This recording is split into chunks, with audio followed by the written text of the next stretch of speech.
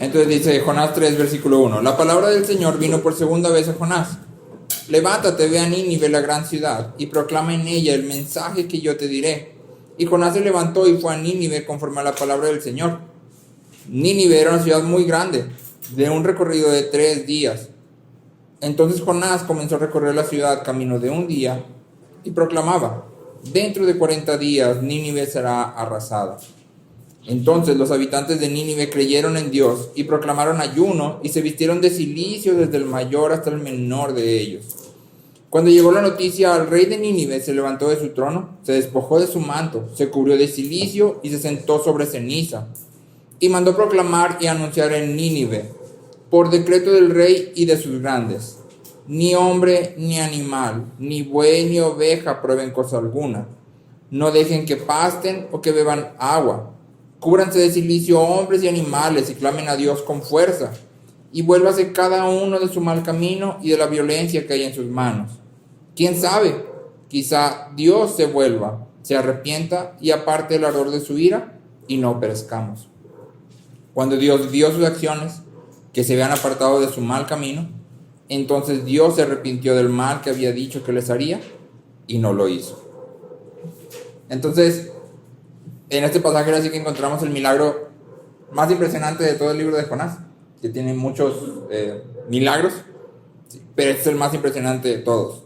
Después de un día de predicación, toda la nación, toda la ciudad responde a un profeta extranjero, de manera que Dios condesciende y detiene la destrucción. Sí. Te voy a pedir en este momento que ahí en tus hojas respondas la primera pregunta. Sí.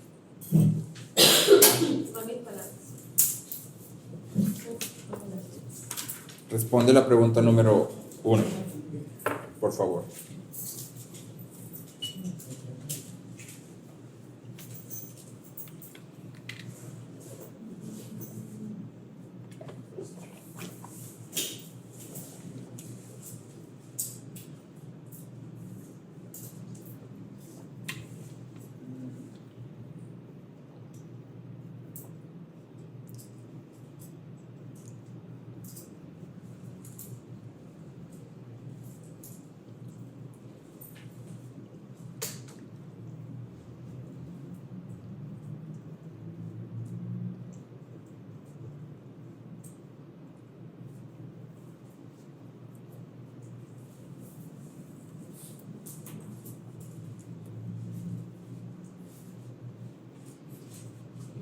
Nos dicen cuando estén listos, por favor.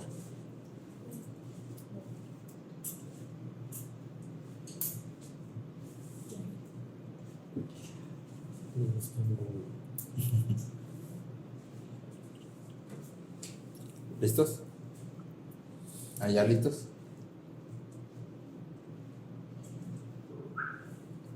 Sí. Ahí le cortas este pedazo, pastor MP. Te encargo. Entonces, esta narrativa obviamente genera muchas preguntas. ¿Cómo es que Nínive respondió tan rápido a la predicación cuando Israel había escuchado lo mismo por años? O sea, Israel había estado escuchando exactamente la misma predicación por años y no había hecho nada. Y Nínive responde casi inmediatamente, porque ayunan los animales. ¿Sí? ¿Fue realmente salva toda la ciudad? O sea, todos los que vivían en la ciudad en ese momento fueron salvos. ¿Sí? Y si no fueron salvos, ¿por qué Dios detiene el castigo? De las 95 tesis de Lutero, ¿te acuerdas que ahí está? Es una leyenda urbana porque no se sabe si realmente sucedió, que Lutero va y pega sus 95 tesis. ¿Sí? Si las escribió, no sabemos si las pegó. De las 95 tesis, la primera dice: nuestro Señor y Maestro Jesucristo, cuando dijo arrepiéntanse, quería que toda la vida de los creyentes fuera arrepentimiento. ¿Sí? Cuando dijo arrepiéntanse, quería que toda la vida de los creyentes fuera arrepentimiento. Entonces, el arrepentimiento es una idea clave del cristianismo. ¿Sí? El Evangelio, Juan el Bautista, Jesús, Pedro en el Pentecostés, Pablo en Atenas y luego más tarde con los ancianos de Éfeso, comienzan todos con el llamado a arrepentirse. El problema es que muchas veces no entendemos qué es el arrepentimiento. ¿Sí? Entonces me gustaría que camináramos a través de este pasaje de Jonás y vamos a estar respondiendo 3 preguntas. ¿Sí? Número 1, vamos a responder: ¿cómo se ve el arrepentimiento genuino? ¿Cómo se ve el arrepentimiento genuino? Número 2. ¿Por qué la gente se arrepiente genuinamente? ¿Por qué la gente se arrepiente genuinamente? Número 1, ¿cómo se ve el arrepentimiento genuino? Número 2, ¿por qué la gente se arrepiente genuinamente? Y número 3, ¿qué es el arrepentimiento genuino? Sí, son las 3 preguntas que vamos a estar respondiendo a lo largo de este pasaje. ¿Cómo se ve el arrepentimiento genuino? ¿Por qué la gente se arrepiente genuinamente? ¿Y qué es el arrepentimiento genuino? Ahora ya sé que parece que vamos caminando al revés, porque si quisiéramos hablar de arrepentimiento, pues lo primero sería definir arrepentimiento. Pero te vas a dar cuenta, junto conmigo, que este es el orden que el autor escogió. ¿Sí? Entonces, creo que él es mucho mejor para argumentar que yo. Entonces vamos a seguir su dirección y su estructura. Entonces vamos sobre la primera pregunta. ¿Sí? ¿Cómo se ve el arrepentimiento genuino? En los versículos 5 al 8 se nos narra la respuesta de la ciudad. ¿Sí? Y primero vemos la respuesta de los plebeyos, ¿sí? de los ciudadanos normales, ¿no? Los comunes. Y el autor describe la respuesta de estas personas en 3 verbos: creyeron, proclamaron y vistieron. Creyeron en Dios, proclamaron ayuno y vistieron cilicio. Después vemos que la palabra llega hasta el rey, y el rey hace algo similar. Se levanta de su trono, se quita su túnica real, se humilla vistiéndose de cilicio y se sienta sobre cenizas. El rey también proclama un edicto, y básicamente el edicto demandaba 4 cosas. ¿Sí? Básicamente el edicto del rey demandaba 4 cosas. Todo el mundo debía de hacer esto: ayunar, vestir de cilicio, clamar a Dios y volverse del mal camino y la violencia. ¿Sí? Ayunar, vestir de cilicio, clamar a Dios y volverse del mal camino y la violencia. Ahora, lo que hace a esta secuencia de actos como inusual es que se incluye a los animales en el ayuno y el cilicio. ¿Sí? Los animales, si te fijaste, el rey dice que no pasten, que no beban agua y vístanse de cilicio. Sí, acuérdate que el cilicio era una túnica o una tela hecha generalmente de pelo de cabra y picaba. O sea, era molesto tener una túnica de silicio, te picaba por todo el cuerpo, causaba comezón. Sí, era incómodo. Entonces, esta inclusión de los animales probablemente se debe a los métodos asirios para evitar la mala suerte. ¿Sí? Se debe probablemente a los métodos asirios para evitar la mala suerte. Hay algunos registros históricos donde los asirios hacen esto, ¿sí? De incluir a los animales en ayuno y cilicio. ¿Sí? Entonces, aunque es algo común para los asirios, también muestra cierta desesperación. Si no crees que esto es como que lo hacían a cada rato, mostraba desesperación de parte de la ciudad, ¿sí? Que todo mundo ayunara y se vistiera de cilicio. De hecho, la frasecita que está ahí, que clamen a Dios en el versículo 8, clamen a Dios con fuerza, no tiene un sustantivo, no tiene un sujeto, por lo tanto, de hecho lo más probable es que se esté refiriendo primero a los animales, que los animales también clamen a Dios. ¿Sí? Entonces tú y yo podemos identificar en el arrepentimiento de los ninivitas 3 elementos. ¿Sí? Podemos ver humillación, clamor y abandono del mal camino y la violencia. ¿Sí? Humillación, clamor y abandono del mal camino y la violencia. ¿Sí? Humillación en que ayunan y se visten de cilicio, claman literalmente a Dios, ¿sí? Y abandonan el mal camino y la violencia.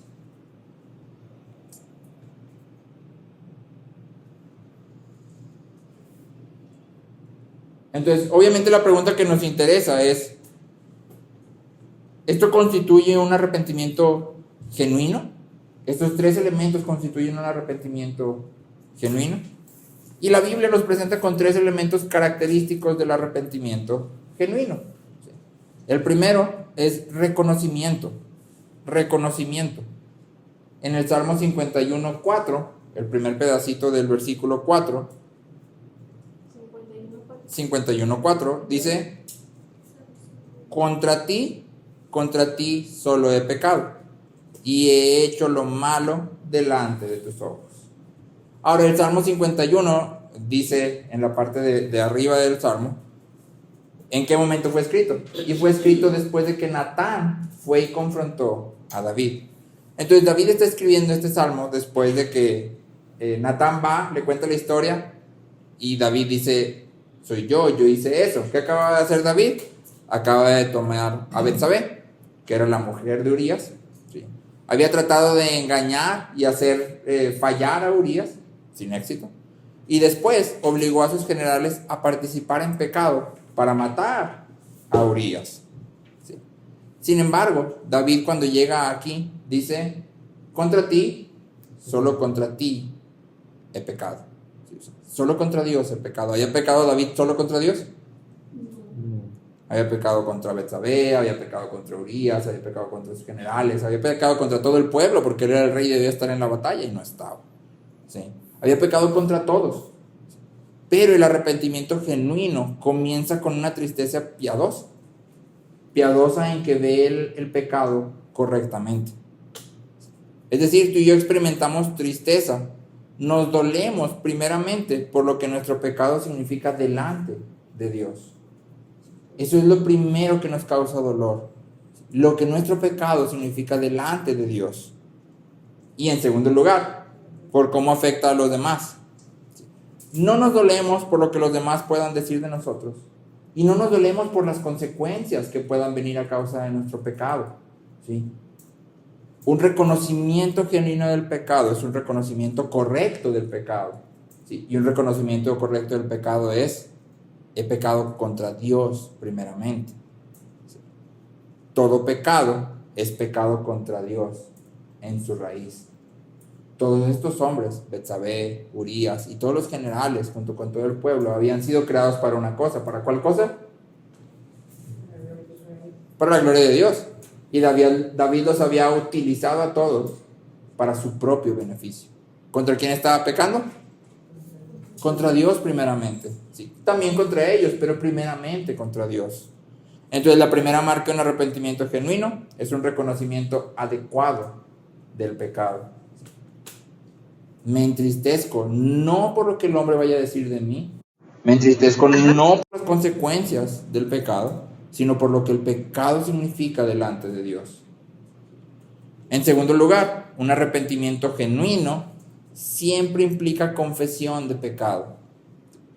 Pero por confesión de pecado no nada más me refiero a perdóname porque pequé de Dios contra ti, sino que nuestra confesión de pecado personal siempre debe de ser específica, no general.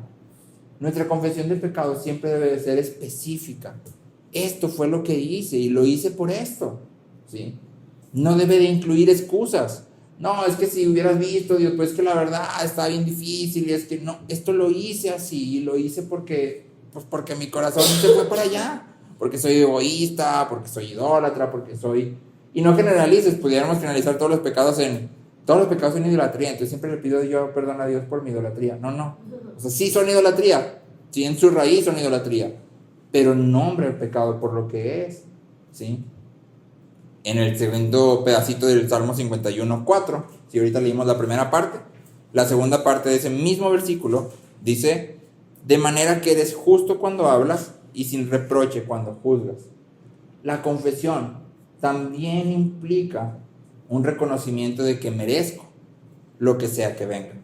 ¿Sí? Merezco lo que sea que venga. ¿Sí? Entonces David aquí dice, de manera que eres justo cuando hablas. Contra ti, solo contra ti he pecado, de manera que eres justo cuando hablas. ¿Sí? No sé si te acuerdas, pero en la confrontación de Natán, no cuenta Natán la historia y luego David dice, sí, soy yo, pequé. Y Natán dice, qué bueno, pide perdón, ya me voy. ¿Te acuerdas qué sigue después de eso? El juicio. Natán después de eso empieza a desarrollar el juicio que David va a enfrentar. Si parte de este juicio es lo que pasa en su casa con Absalón y todos sus hijos. Y David confiesa su pecado y dice, eres justo cuando hablas. Aquello que dijiste que vas a hacer, todo esto que va a venir como consecuencia de lo que yo hice, es justo. Tú eres justo. ¿Va a estar difícil? Sí va a estar difícil. ¿Va a estar feo? va a estar feo, pero sigue siendo justo. ¿Sí? Entonces la segunda marca de un arrepentimiento genuino es una confesión específica y que reconoce la justicia de Dios en medio de las consecuencias y del juicio. Y la tercera marca de un arrepentimiento genuino es un cambio duradero en nuestra vida. Un cambio duradero en nuestra vida. ¿Sí? O fruto. En 2 Corintios 7, versículo 11, Pablo dice: porque miren qué solicitud ha producido esto en ustedes, esa tristeza piadosa, qué vindicación de ustedes mismos, qué indignación, qué temor, qué gran afecto, qué celo, qué castigo del mal. En todo han demostrado ser inocentes en el asunto. Entonces, aquí en 2 Corintios 7, desde el versículo 8, Pablo está hablando de una carta que les envía donde los reprende y les dice: no siento pesar por haberles causado tristeza, porque esa tristeza produjo arrepentimiento. ¿Sí? Y el arrepentimiento después dice produjo todo esto. No sé si notaste en el versículo 11, ¿qué fue lo que produjo el arrepentimiento en la vida de los corintios? Te lo enlisto. Sí, estoy en 2 Corintios 7, versículo 11, y te enlisto lo que dice Pablo que el arrepentimiento produjo en la vida de los corintios. Solicitud, vindicación, indignación, temor, gran afecto, celo, castigo del mal. Solicitud, vindicación, indignación, temor, gran afecto, celo y castigo del mal. Si tú y yo tuviéramos todo esto cada vez que nos arrepentimos, nuestra vida sería fructífera, como la de los corintios. En pocas palabras, los corintios estaban dispuestos y deseosos de corregir, de restituir, de mostrar su amor, de abandonar su pecado, de sufrir el castigo. Estaban dispuestos pues a cambiar su vida, su forma de vivir. Y aquí hay algo clave: el fruto del arrepentimiento siempre está directamente relacionado con el pecado del cual nos arrepentimos. ¿Sí?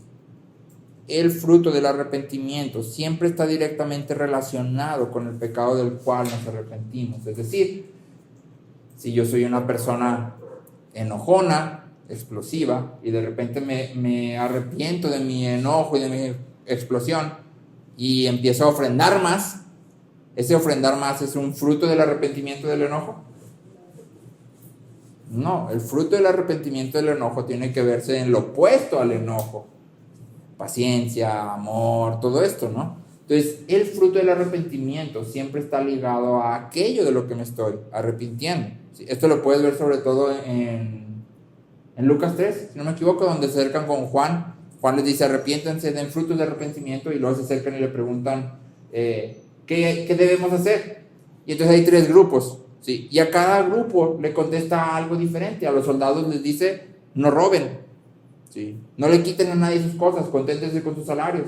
A los cobradores de impuestos les dice: no les cobren más de lo que deben de cobrarle a la gente. O sea, cada uno tiene algo que hacer respecto al área donde están viviendo, al ámbito en el que se mueven. El arrepentimiento no se ve igual para todos en acciones. Se ve igual adentro, pero se manifiesta en acciones diferentes, ¿sí? Entonces, hay 3 cualidades o 3 elementos de un fruto, de un arrepentimiento genuino: reconocimiento correcto del pecado, confesión del pecado y fruto. ¿Sí? Un cambio de vida duradero. Y ojo, hago énfasis en la palabra duradero. ¿Sí? Un cambio de vida duradero. Ahora pasamos a la segunda pregunta. ¿Sí? ¿Por qué la gente se arrepiente? ¿Qué es lo que lleva a la gente a arrepentirse? Como ya vimos en la sesión anterior, Nínive había estado pasando por ciertas circunstancias que los hicieron sensibles a la predicación de Jonás. ¿Sí? Si te acuerdas, hablamos que Nínive había experimentado hambre, guerra y muerte antes de que Jonás llegara. Pero, tú dime si no, estas condiciones existen en muchas partes alrededor del mundo. Hambre, muerte y guerra. Y no vemos las ciudades arrepintiéndose delante de Dios, ¿verdad que no? No es una escena común. Mira, allá hay hambre, guerra y muerte, seguro se van a arrepentir toda la ciudad. ¿sí? En el versículo 9 se nos da la motivación de todas las acciones de los ninivitas.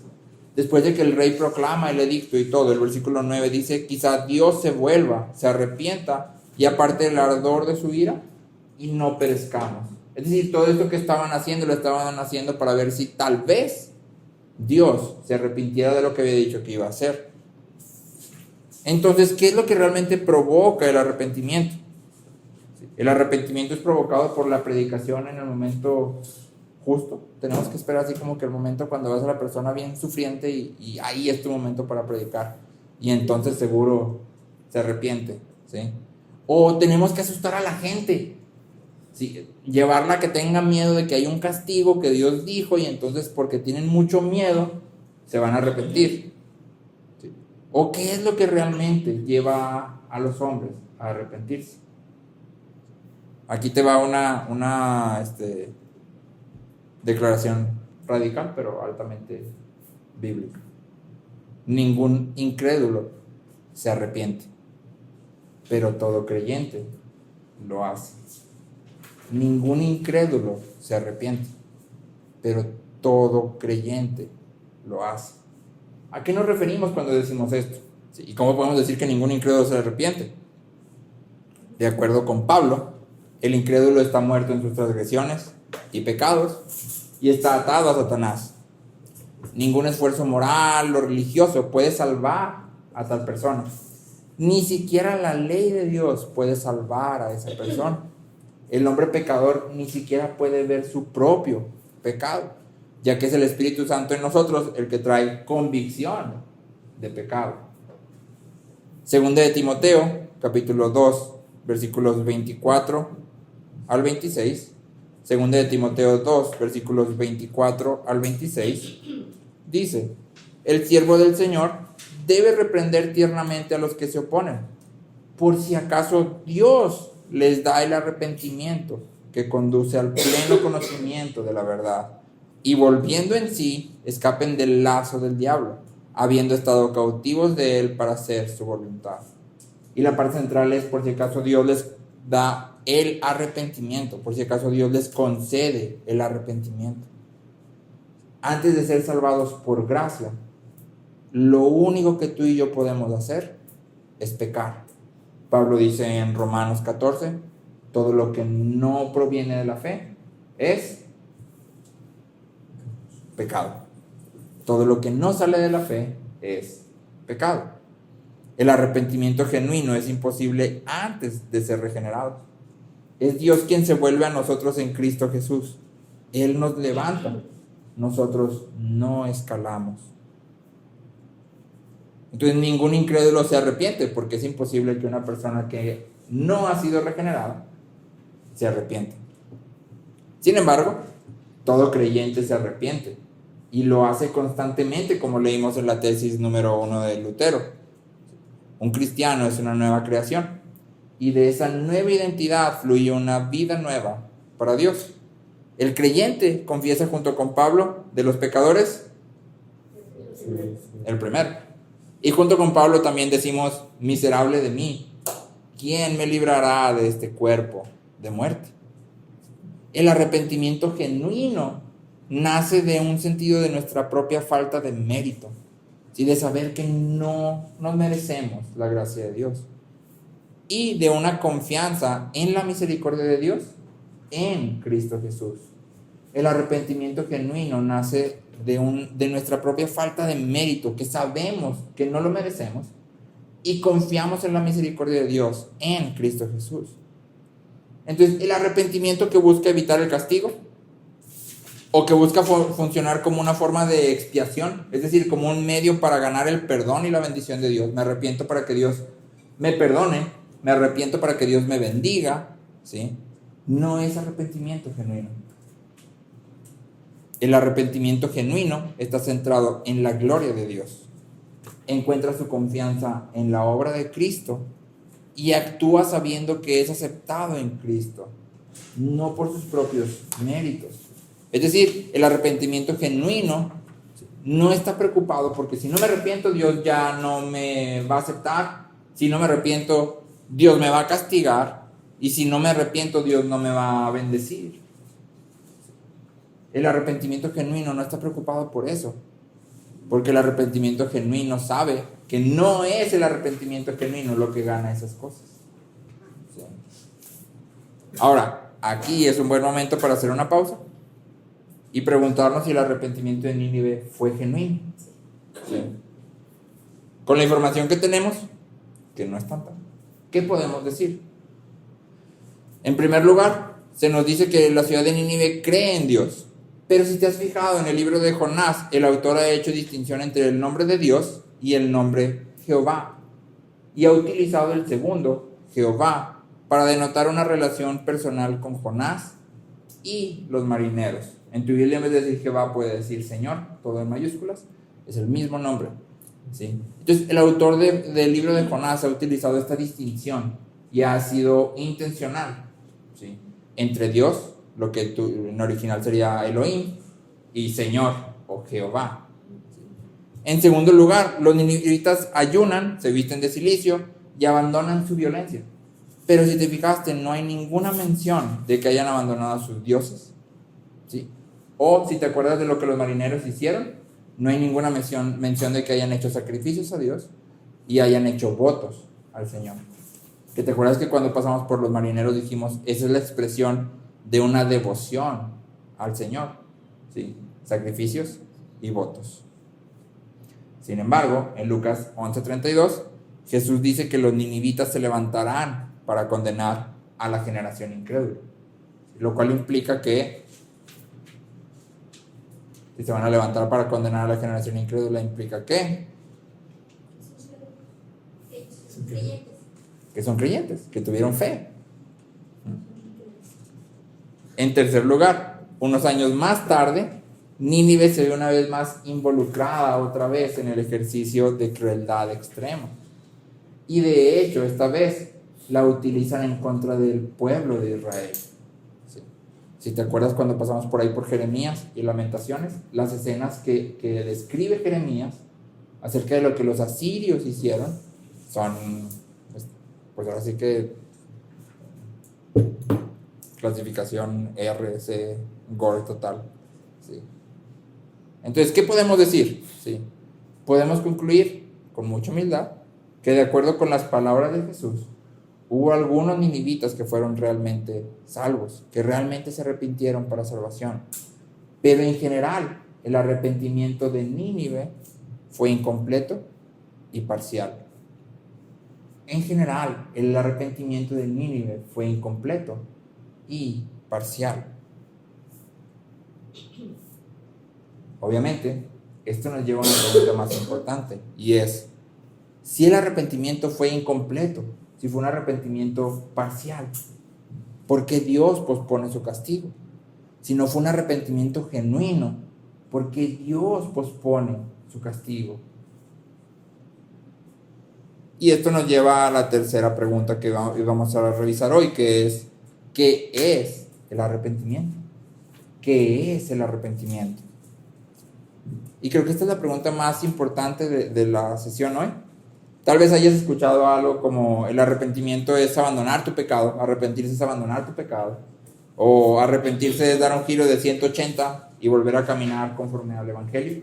Hace poquito recordaba un libro que estudiamos alguna vez, que tenía un dibujito de como si fueras por una calle, y luego hay como unas desviaciones, y hay también una glorieta, básicamente, para volver al... Entonces, este autor, no sé quién era la verdad, dice que el arrepentimiento es esta glorieta en donde te regresas al camino central, al original.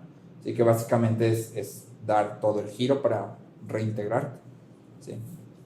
No sé cuál es la definición que tú hayas puesto en tu hoja, por eso te pedí que contestaras la pregunta antes. ¿Sí? Pero aquí te va la definición bíblica.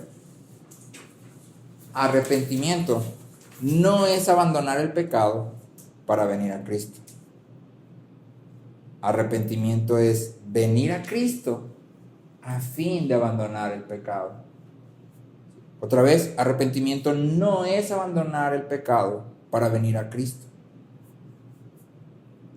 Arrepentimiento es venir a Cristo a fin de abandonar el pecado. Es mediante la regeneración que el Espíritu Santo nos renueva y nos revela la miseria de nuestro pecado. Entonces, cuando vemos nuestro pecado, corremos a Cristo para que nos rescate de su culpa y su poder. Solo Cristo puede perdonar nuestros pecados, es decir, puede justificarnos, y solo Cristo puede librarnos de sus lazos, es decir, puede santificarnos. Bonhoeffer decía, solo cuando somos tomados por la solución es que podemos ver el problema. Solo cuando somos tomados por la solución, solo cuando Dios ha venido y nos ha regenerado, es que entonces podemos ver el problema real. Así que creo que esto ha sido muy claro en lo que hemos estado viendo de Juan, y el pastor Marcos ha estado haciendo mucho énfasis. Las conversaciones llevan como que siempre no estoy entendiendo de qué me estás hablando. O sea, vas a sacar agua, pues yo quiero agua. Me vas a instalar una tubería de agua, pues instálamela, o sea, obvio, escríbeme, ¿no? O sea, sí. Pero llega un momento en que de repente los ojos son como que ¡pum! De repente como que todo cobra sentido. ¿Qué fue? ¿La persona de repente aumentó su IQ así exponencialmente? No, hay una obra, ¿sí?, en la que el Espíritu nos regenera, y entonces podemos ver la solución y el problema. Entonces, cuando podemos ver, cuando nuestros ojos son abiertos, nuestras vidas comienzan a ser transformadas. Pero es importante notar que la santificación, esta transformación, no comienza en las acciones. En nuestra cultura somos muy dados a querer empezar siempre en las manitas. Siempre queremos empezar con hacer, ¿sí? Todo lo queremos empezar con hacer, ¿sí? Oye, ¿sabes hacer esto? No, pero vamos a hacerlo. Echando a perder se aprende y vámonos, ¿sí? Entonces todo queremos empezar con las manos. Romanos 12:2, que yo sé que conoces, te lo leo en una versión sencilla. Dice: no vivan ya según los criterios del tiempo presente. Al contrario, cambien su manera de pensar para que así cambie su manera de vivir y lleguen a conocer la voluntad de Dios, lo que es bueno, lo que le es grato, lo que es perfecto. Entonces, si te fijas, tiene una cadenita. Cambien primero su manera de pensar. Cuando cambies tu manera de pensar, va a cambiar tu manera de vivir. Entonces, el arrepentimiento comienza en la mente y en el corazón. Es sobre pensamientos y afectos transformados, mucho antes de siquiera considerar acciones transformadas. Se empieza primero en la mente y el corazón, en los pensamientos y los afectos, aquello que deseo y cómo veo el mundo. ¿Y quién puede cambiar nuestro corazón y nuestra mente si no es Dios mismo? Tal como en el caso de David en el Salmo 51, si haces memoria otra vez, no es David quien viene arrepentido a Dios, ¿verdad que no? No es David quien está ahí y luego de repente dice: no, me equivoqué, no puede ser. ¿Cuál es la secuencia de eventos? ¿Qué sucede antes de que David pueda escribir el Salmo? Dios envía a Natán. Es Dios quien envía a Natán para confrontar a David. Y es Dios quien mueve a David al arrepentimiento. Después de todo, como ya vimos, el arrepentimiento siempre es una dádiva divina. Y por lo tanto, el arrepentimiento humano siempre es un milagro divino. Nadie puede arrepentirse por sí mismo. Nadie puede arrepentirse nada más porque quiere. Y esto nos lleva a responder la pregunta de arriba. ¿Te acuerdas? Decíamos, si el arrepentimiento es parcial, si es incompleto, ¿por qué Dios condesciende? ¿Por qué pospone? Bueno, porque no es que Dios simplemente responda a nuestro arrepentimiento, sino es que Dios esté ahí y luego diga: ay, no, sí se arrepintió bien cañón. Ve cómo está llorando. No, y está ayunando y se puso silicio. No, y si pica el silicio. No, pobrecito, no, sí lo voy a perdonar. No, sí, pobrecito, velo cómo está arrepentido. ¿Sí? No sucede así. ¿Sí? En realidad, el libro de Jonás, una vez más, enfatiza el mensaje central del libro de Jonás. La salvación es del Señor. Todo lo que concierne a la salvación le pertenece a Dios, está en sus manos. Entonces, no es que Dios simplemente responda a nuestro arrepentimiento, sino que es su bondad la que nos guía al arrepentimiento. Es Él mismo quien nos lleva a arrepentirnos. Entonces, desde que nos arrepentimos, Dios ya está obrando. No es que Dios espere nuestro arrepentimiento para luego el poder actuar, sino desde que nos arrepentimos, Dios ya está actuando. Él ya está haciendo algo. Y obviamente si Él está haciendo algo va a decir, mira, ya se arrepintió, pero no, Él lo va a dejar. O sea, como que empecé, pero ya mejor lo voy a dejar así, la mitad, ya siempre no quise. Obviamente no. ¿Sí? Entonces, no es que Dios simplemente esté respondiendo al arrepentimiento, sino que el arrepentimiento ya es el comienzo de la obra de Dios. ¿Sí? Ya es una muestra de su gracia y su misericordia. Para terminar, me gustaría que regresáramos al Salmo 51, que hemos leído varias veces a lo largo de lo que estamos platicando hoy. El Salmo 51 está escrito específicamente como una oración de confesión. ¿Sí? Y está escrita para ser repetida por el pueblo de Dios. Entonces me gustaría leer el primer versículo. Salmo 51:1 dice: ten piedad de mí, oh Dios, conforme a tu misericordia, conforme a lo inmenso de tu compasión, borra mis transgresiones. Entonces fíjate lo que pone: ten piedad conforme a tu misericordia, conforme a lo inmenso de tu compasión, borra mis transgresiones. ¿Sí? No nos acercamos a Dios confiando en la profundidad de nuestro arrepentimiento. Ve todo lo que estoy llorando, ve cómo me duele, me siento bien mal. O sea, no nos acercamos a Dios confiando en que eso nos gana su perdón. ¿Sí? No nos acercamos a Dios con promesas.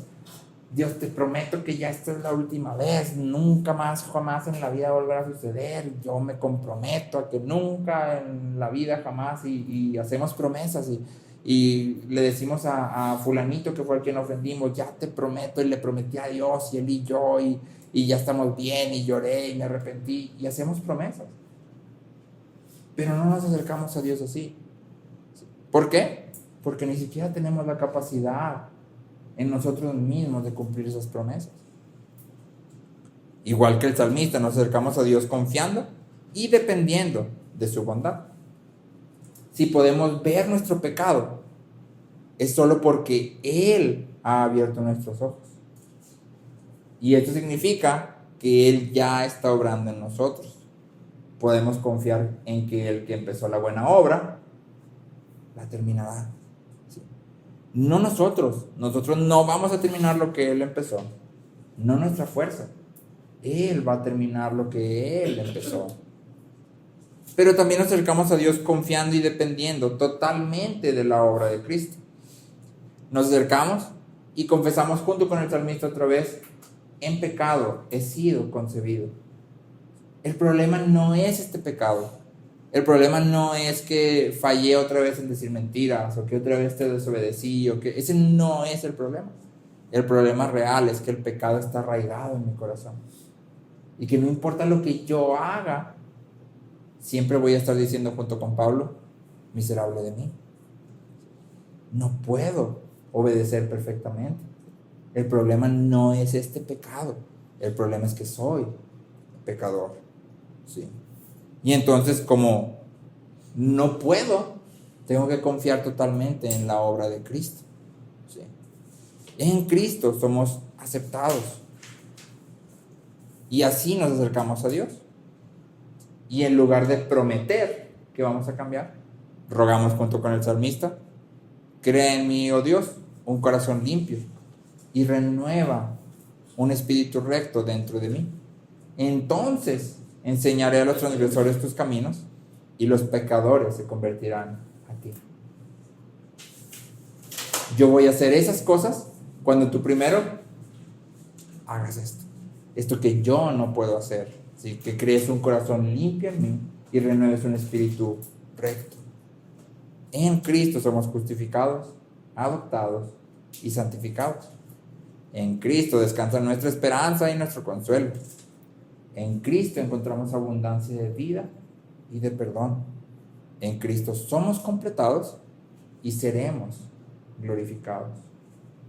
Es en Cristo que descansamos. Es en Cristo que podemos venir ante el Padre y decir: